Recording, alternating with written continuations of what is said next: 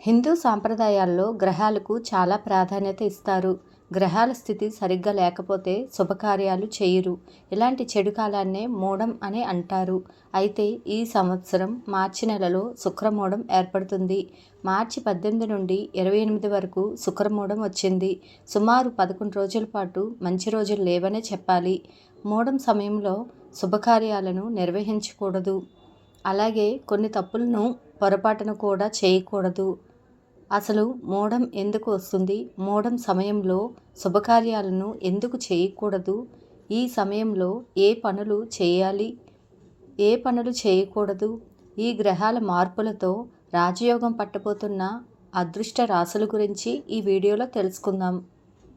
ముందుగా ఈ వీడియోకి ఒక లైక్ కొట్టి మన ఛానల్ని సబ్స్క్రైబ్ చేసుకోండి. లైక్ కొట్టడం మాత్రం అస్సలు మర్చిపోకండి. మోడం 2 రకాలుగా ఉంటాయి. శుక్రమౌఢ్యమి అలాగే గురుమౌఢ్యమి. ఈ మార్చి నెలలో శుక్రమౌఢ్యమి ఏర్పడబోతుంది.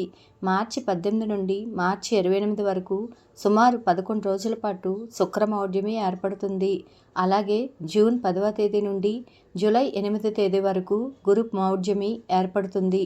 ఈ మోడం సమయంలో చాలా జాగ్రత్తగా ఉండాలి. ఏదైనా శుభకార్యం చేస్తే అది అస్సలు కలిసి రాదు. ఈ మోడం రోజుల్లో ఏదైనా శుభకార్యాలు చేస్తే మీ ఇంట్లో చెడు సంఘటనలు జరగవచ్చు. ఆర్థిక నష్టం సంభవించే అవకాశాలు ఉంటాయి.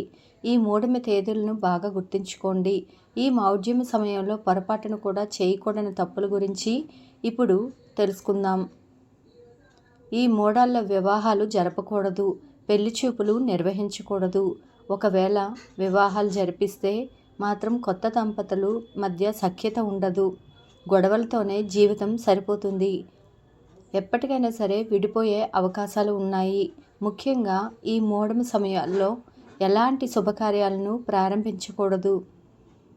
ఈ మోడం సమయంలో మన ఇంట్లో శుభకార్యాలు జరిపితే మీ ఇంటికి చెడు జరిగే ప్రమాదం ఉంది.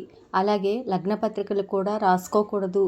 చాలామంది ముందుగానే లగ్నపత్రికలను రాసుకుంటూ ఉంటారు. కానీ ఈ మోడం సమయంలో లగ్నపత్రికల జోలికి వెళ్ళకూడదు.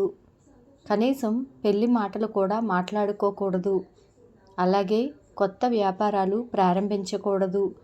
పసిపిల్లల పుట్టు వెంట్రుకలు కూడా తీయించకూడదు. అలాగే చెవులు కుట్టించకూడదు. ఈ సమయంలో పుట్టు వెంట్రుకలు తీస్తే పిల్లలకు దీర్ఘకాలిక అనారోగ్య సమస్యలు ఏర్పడతాయట. నూతన వాహనాలు కొనుగోలు చేయకూడదు. ఈ మోడమి రోజుల్లో ఇంటి నిర్మాణానికి సంబంధించిన శంకుస్థాపన పనులు చేయకూడదు. ముఖ్యంగా ఈ సమయంలో కొత్త ఇంటికి మారకూడదు. అద్దెళ్లలో ఉండేవారు ఈ మోడం రోజుల్లో వేరే ఇంటికి మారకండి. ఇలా చేస్తే మీ కుటుంబానికి చాలా సమస్యలు వస్తాయి. అలాగే ఈ మోడం రోజుల్లో దేవుణ్ణి మొక్కులు కూడా తీర్చకూడదు. అలాగే దేవుని వ్రతాలు నిర్వహించకూడదు. ఉపనయనాలు చేయకూడదు. ఇంట్లో ఎలాంటి యజ్ఞాలు నిర్వహించకూడదు. అలాగే విగ్రహ ప్రతిష్టాపనలు చేయకూడదు. అంగరంగ వైభవంగా పుట్టినరోజులు చేయకూడదు. చాలామంది పెద్ద ఎత్తున పుట్టినరోజుని జరుపుకుంటారు. కానీ ఈ శుక్రమౌఢ్యమి సమయంలో భారీ ఎత్తున పుట్టినరోజులు జరుపుకోకూడదు. ఈ సమయంలో చెరువులు తవ్వకూడదు. అలాగే కొత్త వ్యాపారాలు ప్రారంభించకూడదు. వ్యాపారాల్లో పెట్టుబడులు పెట్టుకోకూడదు. ఇంట్లో ఉన్న బంగారాన్ని తాకట్టు పెట్టకూడదు. ఇలా చేస్తే మీ ఇంట్లోని లక్ష్మీదేవి బయటికి వెళ్ళిపోతుంది. మరి ఈ మోడం సమయంలో ఎలాంటి పనులు చేయాలంటే చిన్నపిల్లలకు అన్నప్రాసన వేడుకలు చేసుకోవచ్చు.